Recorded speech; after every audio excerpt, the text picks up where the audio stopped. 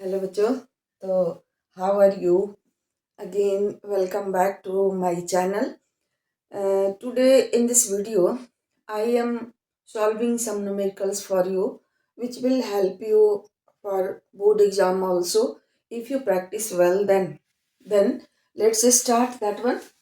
So first one is that from starting of the chapter I am solving numericals. तो पहला देखिए क्या है, how much work is done in moving a charge of 2 coulomb across two points having potential difference of 12 volt. 2 points of a conductor, we should mention conductor.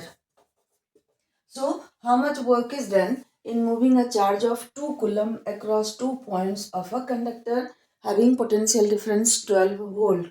तो क्या क्या things given, क्या क्या है आपका? चार्ज है Q 2 कूलम. पोटेंशियल डिफरेंस के लिए फॉर्मूला, ये सिंबल था हमारा V. ये कितना है? 12 volt. Then from formula potential difference V is equal to W by Q. Work done to carry unit positive charge from infinity to a point, from one point to another point in an electric field is potential difference. So V के लिए हमारा formula क्या था? We will use formula V is equal to W upon Q. Then निकालना क्या है हमें? W is equal to V into Q. V क्या है? 12 volt into coulomb charge 2 coulomb. तो ये हमारा कितना हो गया? 24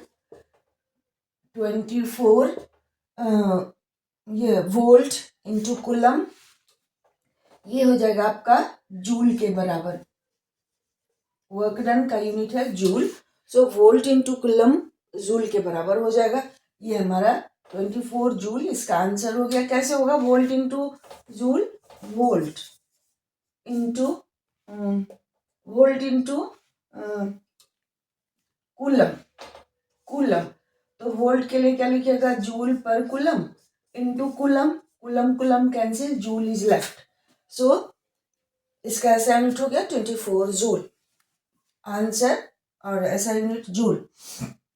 now next question is, what is the potential difference across 2 ends of a conductor when 10 coulomb charge flows through it and work done to carry the charge is 100 joule.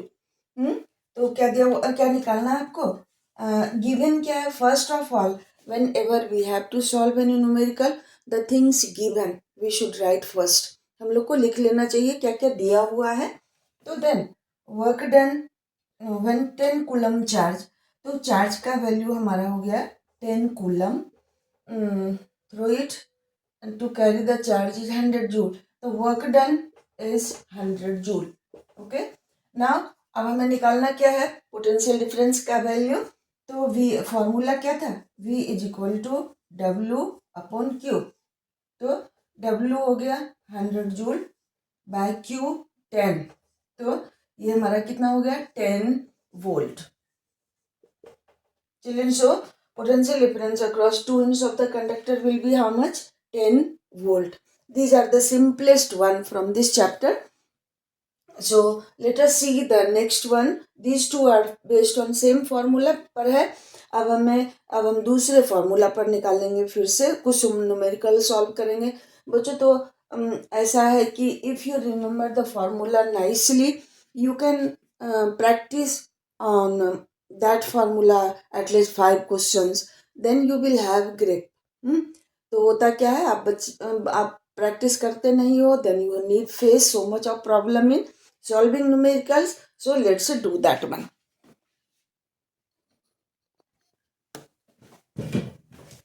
चलो बच्चों, तो ये हमारा तीसरा क्वेश्चन है. 10 coulomb charge flows through a conductor in 5 seconds. Calculate current and how many electrons are needed for this current. Okay. तो given क्या है हमारा? चार्ज Q का वैल्यू दिया है 10 कूलम. ठीक है. Flows through conductor in 5 second. Time is given 5 second. क्या क्या निकालना है आपको? ए में I का वैल्यू निकालना है, देन B में नंबर ऑफ इलेक्ट्रॉन्स निकालना है, इलेक्ट्रॉन्स निकालना है। तो क्या कीजिएगा, फॉर्मूला हम लोग लगा लेते हैं, I is equal to Q upon T। Okay, तो Q 10 coulomb, time 5 second, then how much is the current, 2 ampere is the current. Children, so ये हमारा क्वेश्चन नंबर ए का आंसर मिल गया, 2 ampere. Understood. Charge is given 10 coulomb, time is given 5 seconds. That much charge flows through conductor for 5 seconds. Then current flowing through the conductor will be charge by time. Formula, the first formula we had studied, you would have studied 10 coulomb by 5 seconds.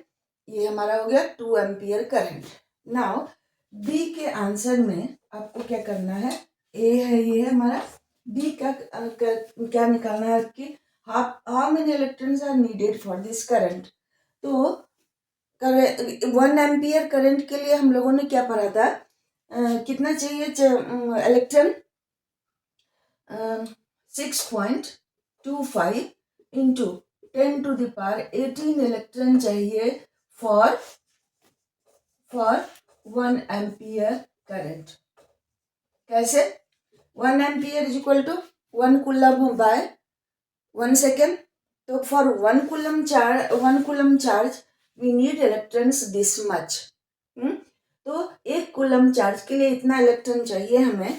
तो क्या कीजिएगा, हमें current कितना मिला हमारा, 2 ampere. तो क्या करना होगा, इसमें 2 से for, then for 2 ampere current, electron needed will be 6.25 into 10 to the power 18 into 2, इतना हो जाएगा electron. Okay, these are the simplest one, so you can do all these very easily. Then बच्चों, ये हमारा क्वेश्चन नंबर 3 था। Understood. ना question number 4 में क्या है, if 1 electron consist of -1.6 into 10 to the power -19 coulomb charge, how many electrons are needed for 5 ampere current. Okay चलिए, तो ये हमारा 1 कूलम के लिए 1 इलेक्ट्रॉन पर इतना चार्ज है, तो कैसे निकालिएगा, 1.6 into 10 to the power -19 coulomb charge is present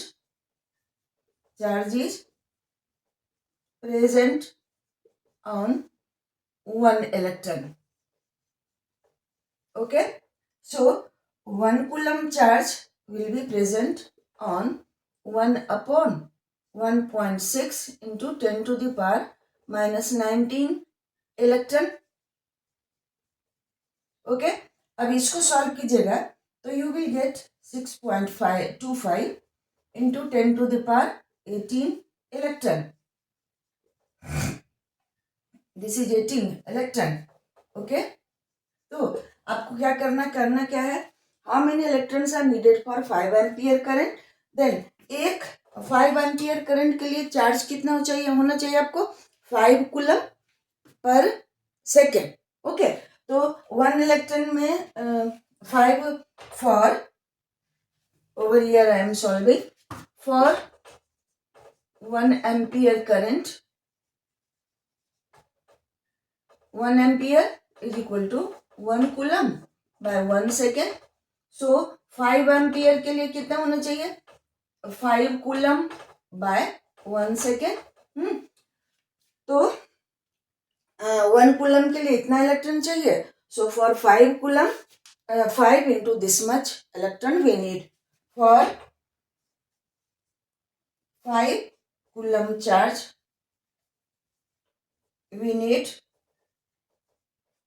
6.25 into 10 to the power 18 into 5 electron.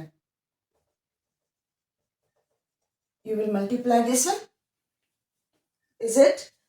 Children, so these are very easy questions. Just you practice on this one and it will help you so much for your board exam.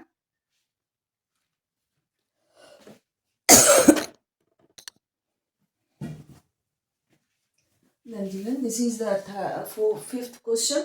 Calculate potential difference required across a conductor of resistance 5 ohm to make a current of 1.5 ampere. Then things given, we will write first. Resistance R is given 5 ohm.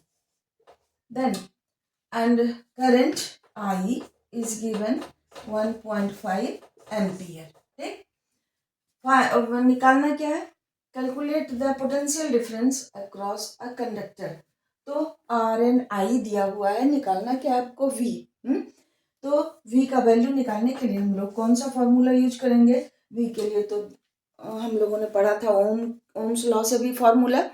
We के लिए हम लोगों ने पढ़ा था potential difference वाले topic में भी फॉर्मूला. तो V is equal to W by Q था, लेकिन यहाँ हमें न तो W दिया हुआ है न Q दिया हुआ है. देन हम लोग ओम के लॉ को यूज करेंगे. तो क्या था formula? V is equal to I into R. तो V का वैल्यू हमारा हो जाएगा I 1.5 into R 5. Then multiply कीजिएगा 7.5, ये हो जाएगा हमारा वोल्ट. चलिए V symbol for potential difference या potential, electric potential. And when number is there with V, तो वो हो जाएगा आपका पोटेंशियल डिफरेंस का वैल्यू. ये सिंबल हुआ, ये वैल्यू हुआ. Is it? So now next one. A torch bulb when cold has 1 ohm resistance. We need to pay attention on some specific thing. When cold has 1 ohm resistance, it draws a current of 0.3 ampere when glowing from a source of 3 volt. Calculate the resistance when glowing and explain the reason for difference in resistance.